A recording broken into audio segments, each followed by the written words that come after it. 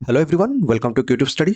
दोस्तों, आपके railway group D 2025 के प्रिपरेशन के लिए स्टार्ट कर रहे हैं group D special practice series, जिसमें हम आपके लिए टॉपिक वाइज और chapter wise important selection questions के सेट लाएंगे। ये सारे क्वेश्चंस लेटेस्ट एग्जाम पैटर्न पे बेस्ड हैं और आपके ग्रुप डी एग्जाम प्रिपरेशन में बहुत हेल्पफुल होने वाले हैं। सो दोस्तों, वीडियो को लास्ट तक ध्यान से देखें।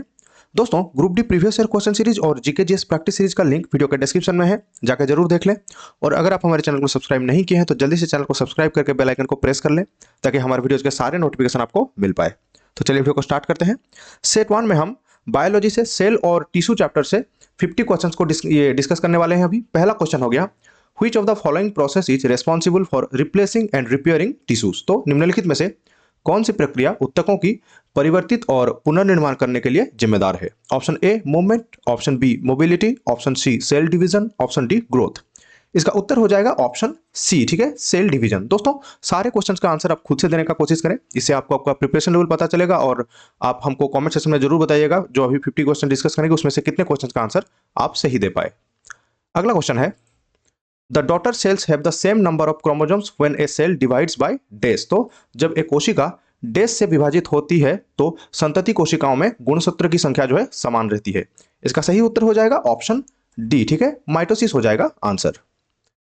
नेक्स्ट है, the numbers of chromosomes become half in a daughter cell by the process of. तो एक संतति कोशिका में गुणसूत्र की संख्या निम्न की किस प्रक्रिया से आधी हो जाती है? आंसर हो जाएगा इसका ऑप्शन बी, ठीक है, मेयोसिस में जो है ये हाफ हो जाता है। नेक्स्ट है, which of the following cell organelles functions both as a passageway for intracellular transports and as a manufacturing surface। तो निम्नलिखित में से कौन सा कोशिका अंग अंतकोशिकीय परिवहन के लिए मार्ग के रूप में और एक विनिर्माण सतह के रूप में कार्य करता है? इसका सही उत्तर हो जाएगा ऑप्शन डी, ठीक है, एंडोप्लाज्मिक रेटिकुलम यानी कि अंतर्द्रव्यी जालिका हो जाएगा उत्तर। नेक्स्ट है, identify the correct statements about cell membranes. तो कोशिका झिल्ली के बारे में सही कथन की पहचान कीजिए। ये जो ऑप्शन दिया गया है उसमें से सही उत्तर हो जाएगा ऑप्शन ए हो जाएगा यहाँ पे सही answer. Cell membranes are made up of carbohydrates, lipids and proteins. तो कोशिका झिल्ली जो है कार्बोहाइड्रेट, लिपिड और प्रोटीन से बनी होती है। नेक्स्ट है, lysosomes is form from which of the following cell organelles. तो लाइसोसोम जो है निम्नलिखित में से किस कोशिका अंग से बनता है? आंसर हो जाएगा ऑप्शन सी, ठीक है, गोल्गी बॉडीज यानी कि गोल्गी काया जो है उसमें से लाइसोसोम्स का फॉर्मेशन होता है। नेक्स्ट है, the functions of endoplasmic reticulum are. तो अंतर्द्रव्यी जालिका जो है उसका कार्य क्या है? ऑप्शन ए दिया है mechanical support, option B lipoproteins and glycogen production, option C translocation, option D all of the above. इसका उत्तर हो जाएगा ऑप्शन डी, ठीक है, ऑल ऑफ द एबव। ये जो तीनों जो ये फंक्शंस दिया हुआ है ये तीनों जो है ये एंडोप्लाज्मिक रेटिकुलम का फंक्शंस है। नेक्स्ट है, in the process of cell division the formation of phragmoplast between the two daughter nuclei occurs during. तो कोशिका विभाजन की प्रक्रिया में दो संतति केंद्रिकों के बीच फ्रैग्मोप्लास्ट का निर्माण निम्न के दौरान होता है। तो कौन से फेज में ये होता है? ऑप्शन ए दिया है the zero phase, option B the cytokinesis, option C the S phase, option D the karyokinesis. इसका सही उत्तर हो जाएगा ऑप्शन बी, ठीक है, द साइटोकाइनेसिस। ये जो साइटोकाइनेसिस के टाइम में ये होता है। नेक्स्ट क्वेश्चन है, most centrioles have a dash structure of triple microtubules which are present in pairs and arranged orthogonally after duplications। तो अधिकांश जो सेंट्रियोल्स में ट्रिपल सूक्ष्म नलिकाएं की डैश संरचना होती है जो जोड़ों में मौजूद होती है और पुनरावृत्ति के बाद लंबिक रूप से व्यवस्थित होती है। इसका उत्तर हो जाएगा ऑप्शन सी, ठीक है, 9+0 स्ट्रक्चर में वो रहते हैं। नेक्स्ट है, which part of the cell is called the power house of the cell. तो कोशिका के किस भाग को जो है कोशिका का शक्ति गृह कहा जाता है? आंसर हो जाएगा इसका ऑप्शन ए, ठीक, ऑप्शन डी हो जाएगा इसका सही आंसर, ठीक है। सॉरी दोस्तों, माइटोकॉन्ड्रिया यहाँ पे हो जाएगा आंसर। माइटोकॉन्ड्रिया को क्या कहा जाता है? Power house of the cells यानी कि कोशिका का शक्ति गृह। क्यों? ये कि ये इमरजेंसी में जो है एटीपी फॉर्मेशन करता है, इसीलिए उसको ये कहा जाता है। नेक्स्ट है, Which of the following is the correct sentence about the mitotic cell division। तो माइटोटिक कोशिका विभाजन के बारे में निम्नलिखित में से कौन सा जो है सही वाक्य है? इसका सही उत्तर हो जाएगा ऑप्शन बी, ठीक है, chromosomes divides in a manner that the daughter sales receive identical amounts of hereditary matter. तो गुणसूत्र जो है इस तरह से विभाजित होते हैं कि संतति कोशिकाओं को समान मात्रा में वंशानुगत पदार्थ प्राप्त होता है। अगला क्वेश्चन है, the membrane that encloses A vacuole is called. तो रसधानी को परिबद्ध करने वाली झिल्ली को क्या कहा जाता है? आंसर हो जाएगा इसका ऑप्शन बी, ठीक है, उसको टोनोप्लास्ट कहा जाता है। नेक्स्ट है lysosomes are called the suicide bags of the cell because, तो लाइसोजोम को जो है कोशिका का आत्मघाती थैली क्यों कहा जाता है? इसका आंसर हो जाएगा ऑप्शन बी, ठीक है, when the cells get damaged the lysosomes burst and the enzymes digest their own cell. तो जब कोशिका क्षतिग्रस्त हो जाता है तो लाइसोजोम क्या करता है, वो फट जाता है और एंजाइम अपनी कोशिकाओं को ही जो है पचा देते हैं। इसी वजह से उसको सुइसाइड बैग या फिर जो आत्मघाती थैली कहा जाता है। नेक्स्ट है the process of cell division by which most cells in the body divide for growth is called dash. तो कोशिका विभाजन की वह प्रक्रिया जिसके द्वारा शरीर की अधिकांश कोशिकाएं विकास के लिए विभाजित होते हैं उसको क्या कहा जाता है? आंसर हो जाएगा इसका दोस्तों ऑप्शन ए, ठीक है, उसको माइटोसिस कहा जाता है। माइटोसिस जो है वो समसूत्री विभाजन। नेक्स्ट है how many sales do large animals have. तो बड़े प्राणियों की कितनी कोशिकाएं होती हैं? आंसर हो जाएगा ऑप्शन डी, ठीक है, बिलियंस जो है बिलियंस सेल उसमें होते हैं जो लार्ज एनिमल्स होते हैं। नेक्स्ट है bacteria have an undefined nuclear region which lacks a nuclear membrane and contains only DNA without proteins, such a region is called. तो जीवाणुओं में एक अस्पष्ट केंद्रिक क्षेत्र होता है जिसमें केंद्रीय झिल्ली नहीं होता है और इसमें केवल प्रोटीन रहित डीएनए होता है। तो ऐसे जो क्षेत्र है उसको क्या कहा जाता है? इसका उत्तर हो जाएगा ऑप्शन डी, ठीक है, उसको न्यूक्लियोइड कहा जाता है। नेक्स्ट है mitochondria are sites of dash. तो जो माइटोकॉन्ड्रिया यानी कि जो सूत्रकणिका होता है वो किसका एक स्थल होता है? इसका सही उत्तर क्या हो जाएगा दोस्तों? ऑप्शन डी, ठीक है, एरोबिक रेस्पिरेशन यानी कि वायवीय श्वसन का एक मतलब कि स्थल होता है माइटोकॉन्ड्रिया। नेक्स्ट है which of the following is the largest cell. तो निम्नलिखित में से कौन सा जो है सबसे बड़ी कोशिका है? आंसर हो जाएगा ऑप्शन बी, ठीक है, एग ऑफ एन ऑस्ट्रिच। जो शुतुरमुर्ग का जो अंडा होता है वो सबसे लार्जेस्ट सेल है। नेक्स्ट है which cell organelle is called the master of the cell. तो किस कोशिका अंग को मास्टर ऑफ द सेल कहा जाता है? आंसर हो जाएगा ये किसका? ऑप्शन डी हो जाएगा सही आंसर। न्यूक्लियस या फिर केंद्रिक जो होता है उसको मास्टर ऑफ द सेल कहा जाता है। नेक्स्ट है during cell division the formation of a new cell wall is followed by the accumulation of. तो कोशिका विभाजन के दौरान एक नई कोशिका भित्ति के निर्माण के बाद निम्नलिखित डैश का जो है संचय होता है। आंसर हो जाएगा इसका ऑप्शन सी, ठीक है, फ्रैग्मोप्लास्ट हो जाएगा यहाँ पे उत्तर। नेक्स्ट है in 1938 dash and dash formulated the cell theory. तो 1838 में डैश और डैश ने कोशिका सिद्धांत को तैयार किया था। इसका सही उत्तर हो जाएगा दोस्तों ऑप्शन ए, ठीक है, जो एमजी स्लाइडन और थियोडोर शवान जो है ये दोनों मिलकर जो सेल थ्योरी इसको प्रपोज किए थे। नेक्स्ट क्वेश्चन है in which of the following cell organelles does DNA replication takes place in eukaryotic cells. तो सुकेंद्रिक जो कोशिकाएं होती हैं उनमें डीएनए प्रतिकृति निम्नलिखित में से किस कोशिका अंग में होता है? इसका उत्तर हो जाएगा ऑप्शन डी, ठीक है, ये न्यूक्लियस में यानी कि केंद्रिक में होता है। नेक्स्ट है which of the following is surrounded by single membrane. तो निम्नलिखित में से कौन सा जो है सिंगल झिल्ली से मतलब कि घिरा हुआ होता है, मतलब कि एक झिल्ली से घिरा हुआ होता है? इसका उत्तर हो जाएगा ऑप्शन ए, ठीक है, लाइसोजोम जो है ये इसमें डबल मेम्ब्रेन नहीं होता है, ये सिंगल मेम्ब्रेन से कवर्ड होता है। नेक्स्ट है regarding meiosis which of the statement is incorrect. तो अर्धसूत्री विभाजन के संबंध में कौन सा जो है कथन यहाँ पे गलत है? सारे ऑप्शंस को अच्छे से देख लेना है दोस्तों। इसका सही उत्तर हो जाएगा कौन सा? ऑप्शन सी, ठीक है, DNA replication occurs in S phase of meiosis 2। यहाँ पे डीएनए जो प्रतिकृति है अर्धसूत्री विभाजन जो सेकंड उसका ये है उसमें एस चरण में उसका होता है, ये लिखा हुआ है। तो ये जो है इनकरेक्ट स्टेटमेंट है। यहाँ पे सही स्टेटमेंट क्या हो जाएगा? DNA replication occurs in S phase of, यहाँ पे मेयोसिस नहीं होगा, यहाँ पे क्या हो जाएगा? इंटरफेज हो जाएगा, इंटरफेज। ये एस फेज जो है ये इंटरफेज का एक मतलब कि सब फेज है।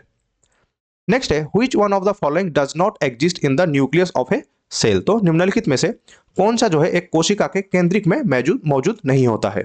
इसका उत्तर हो जाएगा ऑप्शन डी, ठीक है, प्लास्टिड जो है ये न्यूक्लियस के अंदर नहीं होता है सेल का। नेक्स्ट है two bones can be connected to each other by another type of connective tissue called the dash. तो दो हड्डियों को एक दूसरे से एक अन्य प्रकार की संयोजी उत्तक द्वारा जो है जोड़ा जा सकता है जिससे डैश कहा जाता है। तो दो हड्डियों को जोड़ने वाला जो उत्तक होता है उसको क्या कहा जाता है? इसका आंसर हो जाएगा दोस्तों ऑप्शन डी, ठीक है, उसको लिगामेंट्स कहा जाता है। लिगामेंट्स यानी कि स्नायु बंधन जो है इसको कहा जाता है। नेक्स्ट है which of the following statements regarding xylem is correct, तो जाइलम के संबंध में निम्नलिखित में से कौन सा कथन सही है। देख सकते हैं सारे ऑप्शंस को, इसका उत्तर हो जाएगा दोस्तों ऑप्शन बी, ठीक है, जाइलम टिश्यू मूव्स यूनिडायरेक्शनली, तो जो जाइलम उत्तक जो होते हैं वो एक दिशा के रूप में गति करते हैं, ये हो जाएगा सही आंसर। नेक्स्ट है dash tissue cells separate to form different type of permanent tissue, तो डैश उत्तक जो है उत्तक कोशिकाएं अलग अलग होकर विभिन्न प्रकार के स्थायी उत्तक बनाते हैं, तो वो कौन से टिश्यू हो जाएंगे, इसका उत्तर हो जाएगा ऑप्शन सी, ठीक है, मेरिस्टेमेटिक या फिर मेरिस्टेम टिश्यू जो होते हैं वो क्या होता है, अलग अलग होकर मतलब कि स्थायी उत्तक बनाते हैं। नेक्स्ट है the cells of the dash tissues are isolated to form a different type of permanent tissue, तो डैश उत्तक की कोशिकाओं को अलग करके एक अलग प्रकार की स्थायी उत्तक बनाया जाता है। ये पिछले क्वेश्चन जो है उसी को क्वेश्चन को घुमा के फिर से पूछा है यहाँ पे, ये उत्तर हो जाएगा इसका सही, डी ऑप्शन हो जाएगा आंसर, मेरिस्टेमेटिक टिश्यू। नेक्स्ट है which of the following plant tissue is dead tissue, तो निम्नलिखित में से कौन सा पादप उत्तक जो है मृत उत्तक है, इसका उत्तर हो जाएगा ऑप्शन बी, ठीक है, स्केलेरम काइमा जो है ये एक डेड टिश्यू है, याद रखना। नेक्स्ट है blood and lymph are types of dash, तो रक्त और लसिका जो होता है वो डैश के प्रकार हैं, इसका आंसर हो जाएगा ऑप्शन बी, ठीक है, ब्लड और लिम्फ जो है ये क्या है, ये एक प्रकार के कनेक्टिव टिश्यू यानी कि संयोजी उत्तक होते हैं।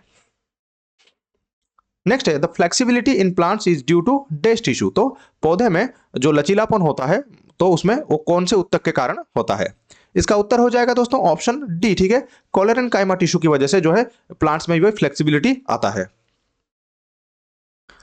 नेक्स्ट है which of the following is present at the growing tips of stems and roots and increasing the length of the stem and the root, तो निम्नलिखित में से कौन सा तने और जड़ों के बढ़ते सिरों में मौजूद होता है और इनकी लंबाई को बढ़ाता है, इसका उत्तर हो जाएगा ऑप्शन डी, ठीक है, एपिकल मेरिस्टम, तो स्टेम और रूट का जो ये टिप्स होता है उसमें कौन सा ये होता है, एपिकल मेरिस्टम टिश्यू होता है जो कि इनका लेंथ को यानी कि लंबाई को बढ़ाता है। नेक्स्ट है stratum germination is an example of which kind of epithelium, तो स्ट्राटम अंकुरण जो है किस प्रकार के उपकला का एक उदाहरण है, इसका आंसर हो जाएगा ऑप्शन सी, ठीक है, कॉलमनर एपिथेलियम यानी कि स्तंभकार जो उपकला होता है उसका एक ये क्या है, एक एग्जाम्पल है स्ट्राटम जर्मिनेशन। नेक्स्ट है which of the following is the unit of nervous tissue, तो निम्नलिखित में से कौन सा जो है तंत्रिका उत्तक की एक इकाई है, इसका आंसर हो जाएगा दोस्तों ऑप्शन बी हो जाएगा सही आंसर, ठीक है, न्यूरॉन जो है ये नर्वस टिश्यू का एक पार्ट है, याद रखना जो नर्वस टिश्यू है ये न्यूरॉन से बना है, ये हो जाएगा यहाँ पे आंसर। नेक्स्ट है which of the following plant tissue is found in the covering of seeds and nuts around the vascular tissues in stems, तो निम्नलिखित में से कौन सा पादप उत्तक जो है तनों के संवाहिनी उत्तक के आसपास बीज और नट्स के आवरण के जो आवरण होता है उसमें पाया जाता है, इसका आंसर हो जाएगा ऑप्शन डी, ठीक है, स्केलेरन काइमा।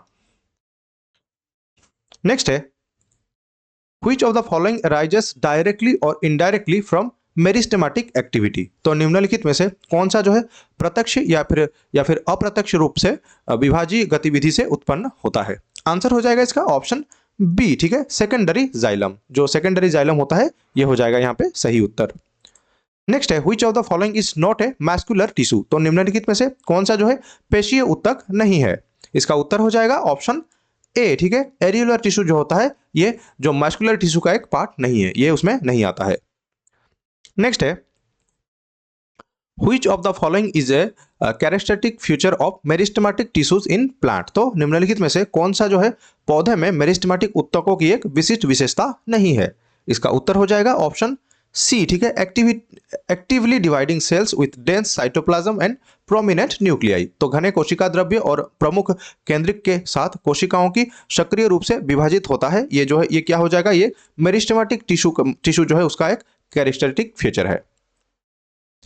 अगला क्वेश्चन है the cells of meristematic tissues have which of the following prominent features, तो मेरिस्टेमेटिक उत्तक जो है होते हैं कोशिकाओं में उनका जो है निम्नलिखित में से कौन सा जो है प्रमुख विशेषताएं होते हैं, एक नंबर दिया है डेंस साइटोप्लाज्म, 2 नंबर दिया है थिक सेल्यूलोज वॉल्स, 3 नंबर दिया है इंट्रासेल्यूलर स्पेसेस, 4 नंबर दिया है वैक्यूल्स, 5 नंबर दिया है प्रोमिनेंट न्यूक्लियाई, इसका सही उत्तर कौन सा हो जाएगा दोस्तों, यहाँ पे 1 नंबर में जो दिया है डेंस साइटोप्लाज्म और 5 नंबर में जो दिया है प्रोमिनेंट न्यूक्लियाई, ये हो जाएंगे मतलब कि मेरिस्टेमेटिक जो टिश्यू होता है उनके प्रोमिनेंट फीचर्स, तो मतलब कि ऑप्शन डी यहां पे हो जाएगा हमारा सही आंसर। नेक्स्ट क्वेश्चन है, consider the following statements about tissues. तो यहाँ पे कुछ उत्तकों के बारे में निम्नलिखित कथनों पर विचार करें। एक नंबर दिया है apical and intercalary meristems are permanent tissues. 2 number में दिया है collenchymatous tissues are irregularly thickened at the corners. 3 number दिया है meristematic tissues in its early stage lacks vacuoles. 4 number दिया है parenchymatous tissues have intercellular spaces. तो यहाँ पे सही उत्तर कौन सा हो जाएगा दोस्तों? यहाँ पे टिश्यूज के बारे में पूछा है, तो यहाँ पे 2 नंबर और 3 नंबर और 4 नंबर जो 3 स्टेटमेंट है ये क्या है? करेक्ट स्टेटमेंट्स है। ठीक है, ये तीनों करेक्ट स्टेटमेंट है, तो हमारा यहाँ पे ऑप्शन डी हो जाएगा सही आंसर। अगला क्वेश्चन है, what is the role of the basement membrane in epithelial tissue. तो उपकला उत्तक में आधार झिल्ली की क्या भूमिका होती है? यहाँ पे उत्तर हो जाएगा ऑप्शन बी। ठीक है, क्या करता है ये ऑप्शन बी हो जाएगा यहाँ पे सही उत्तर। It separates the epithelium from the underlying tissues. तो ये क्या करता है? ये उपकला को अंतर्निहित उत्तक से अलग करता है। ये हो जाएगा क्या? एपिथेलियल जो टिश्यू होता है उसका एक रोल बेसमेंट मेम्ब्रेन में। नेक्स्ट क्वेश्चन है, which of the following animal tissue contains flattened cells. तो निम्नलिखित में से किस पशु उत्तक में जो है चपटी कोशिकाएं होती हैं? इसका सही उत्तर हो जाएगा ऑप्शन डी। ठीक है, स्क्वैमस एपिथेलियम जो होता है उसमें क्या होता है? फ्लैटेंड सेल्स पाए जाते हैं।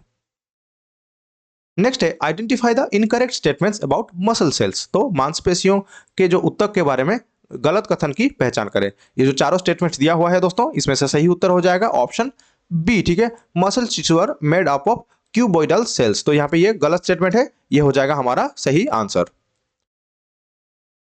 नेक्स्ट है, which of the following are components of conducting tissues in plants. तो निम्नलिखित में से कौन से जो है पौधे में उत्तक के संचालन के घटक हैं? 1 नंबर दिया है जाइलम, 2 नंबर दिया है फ्लोएम, 3 नंबर दिया है पेरिसाइकिल। तो select the correct answer using the codes given below. तो यहाँ पे सही उत्तर हो जाएगा दोस्तों ऑप्शन ए। ठीक है, यहाँ पे 1 नंबर और 2 नंबर में जो दिया है जाइलम और फ्लोएम, ये क्या हो जाता है?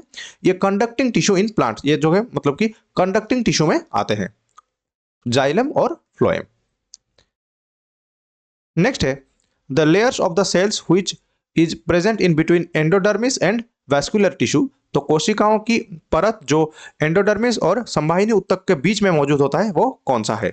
इसका उत्तर हो जाएगा ऑप्शन सी। ठीक है, वो पेरिसाइकिल हो जाएगा यहाँ पे सही आंसर, जो कि एंडोडर्मिस और जो वैस्कुलर टिश्यू होता है उसके बीच में होता है।